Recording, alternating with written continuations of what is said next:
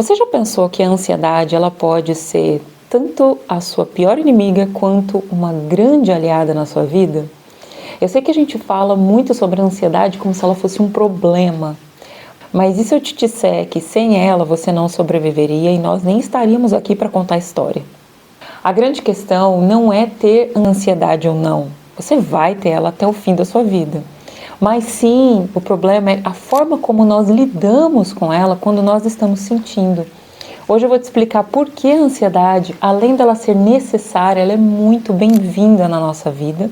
E claro, nós vamos falar de quando nós ultrapassamos com ela pela linha que nos adoece. Vamos lá? A ansiedade ela é uma resposta natural do nosso corpo. Ela existe justamente para nos proteger. Pensa lá nos nossos ancestrais. Se eles não ficassem atentos a perigos e a predadores, eles não teriam sobrevivido. A ansiedade, ela nos prepara para agir diante de desafios. Por isso, o nosso coração acelera para poder bombear mais sangue pelos nossos músculos e pelo nosso corpo. Os músculos, eles ficam prontos para correr, ou para lutar, ou para fugir. A mente, ela foca no problema para conseguir encontrar soluções e soluções rápidas, porque disso depende a nossa sobrevivência. Então, se você sente ansiedade antes de uma prova, de uma apresentação ou de uma decisão importante na sua vida, isso é absolutamente normal. É o seu corpo que está tentando te ajudar a se preparar para esse evento importante. Ok, Marissa, eu entendo o quanto ela é necessária, mas na minha vida, quando ela aparece, ela só me atrapalha, vira um caos na minha vida, eu só sinto coisas ruins quando ela está presente. E para te ajudar a ver na prática o que é uma relação problemática com a ansiedade, eu criei uma personagem que se chama Thaís.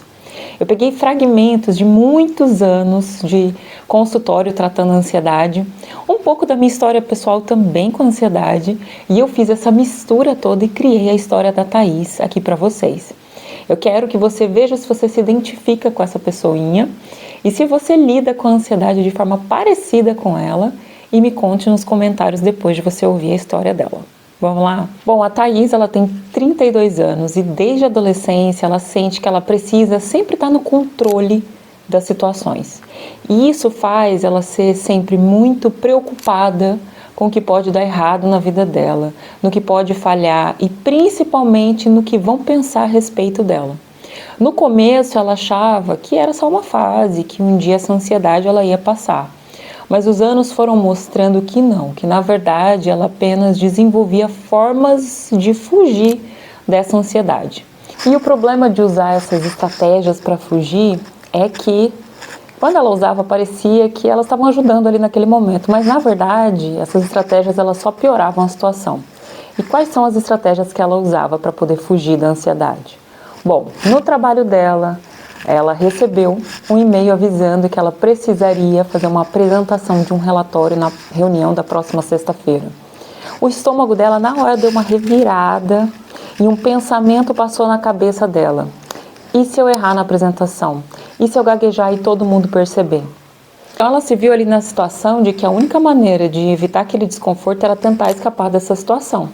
Então, com um nó na garganta, ela foi até o chefe dela e ela inventou que ela estava muito sobrecarregada, que ela não conseguiria preparar essa apresentação a tempo. E aí, claro, na hora ela sentiu um alívio imediato, mas esse alívio ele durou pouco, porque no dia seguinte a Thaís ela se sentiu tão péssima que ela começou a se perguntar: por que eu sempre fujo dessas situações? Por que eu não consigo me desafiar? Por que eu não consigo romper nesse sentido? E aí uma sensação de incapacidade dentro dela tomou conta e só crescia. Então ela ficou muito frustrada. E ela sabia que na próxima oportunidade a ansiedade ela ia ser ainda maior porque ela não fez um enfrentamento dessa. Mas ela não conseguia sair desse ciclo e assim ela foi evitando muitas situações na vida dela. Já nos seus relacionamentos não era muito diferente. A Thaís, quando ela sentia que o seu namorado estava um pouco distante, ela, em vez de perguntar diretamente para ele o que estava acontecendo, ela começava a criar cenários na cabeça dela com possíveis explicações. E então o que ela pensava? Será que ele está perdendo o interesse em mim? Será que eu fiz algo de errado para ele? E aí ela evita conversar com ele com medo de ouvir algo que machuque ela. E em vez disso, ela começa a agir diferente, ela começa a se distanciar emocionalmente, ela vai ficando mais fria, esperando que ele perceba e tome a iniciativa ali de conversar com ela.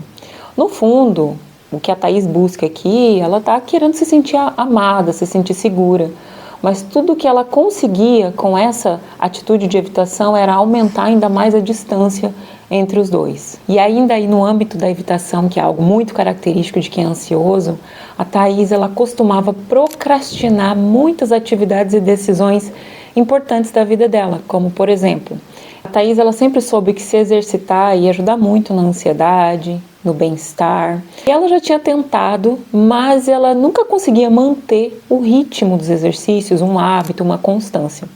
Então, algo que acontecia muito frequentemente é que ela se prometia, né? Então, no dia anterior ela se prometeu que ia começar a academia, mas quando o despertador tocou na manhã seguinte, ela sentiu aquele desconforto.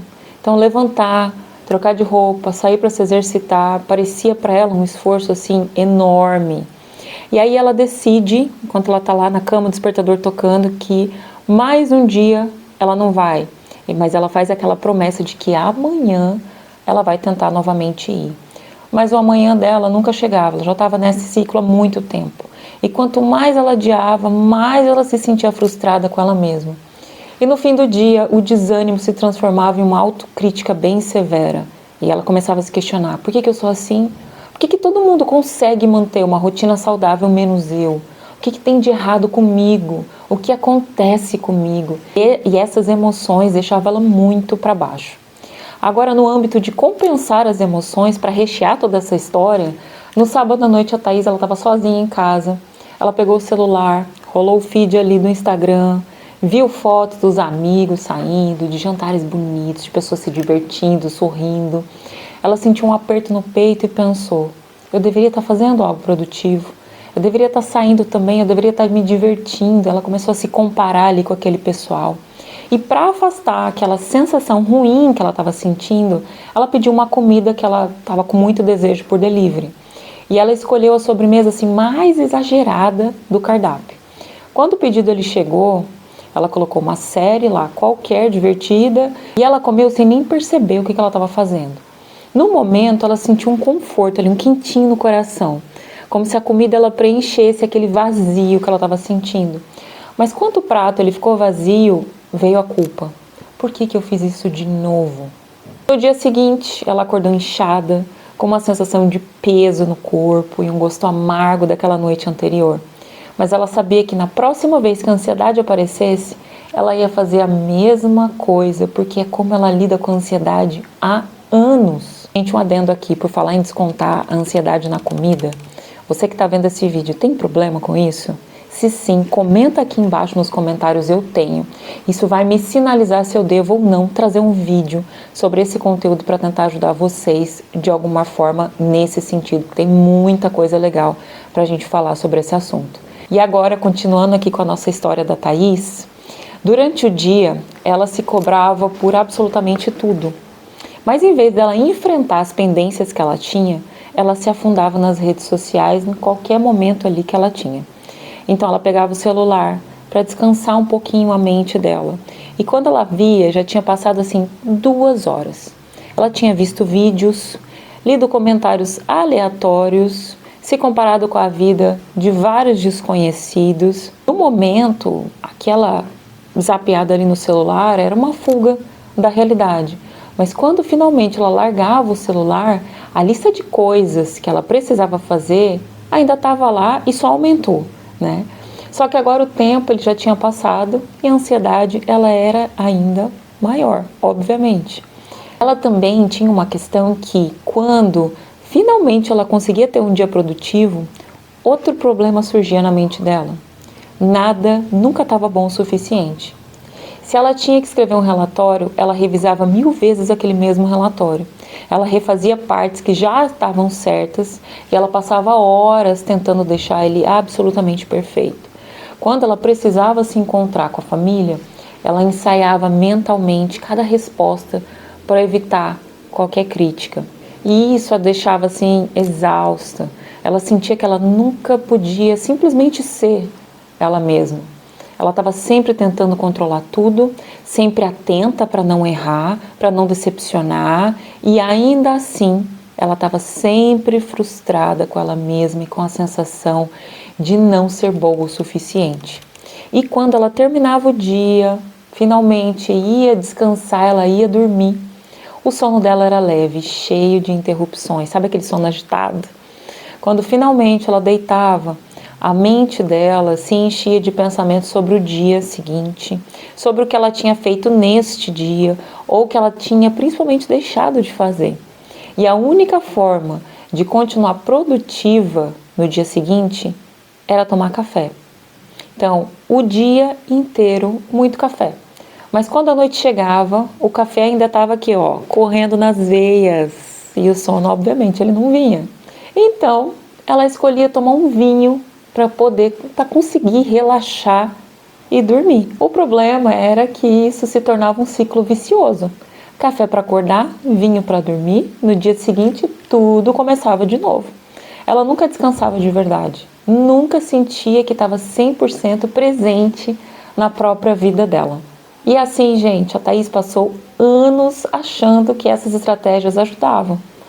Evitar a apresentação no trabalho aliviava o medo dela, se afastar do namorado evitava a discussão, a comida ela trazia conforto, as redes sociais distraíam, o café dava energia, o vinho fazia dormir. Mas no fundo, cada uma dessas fugas só reforçava mais a ansiedade.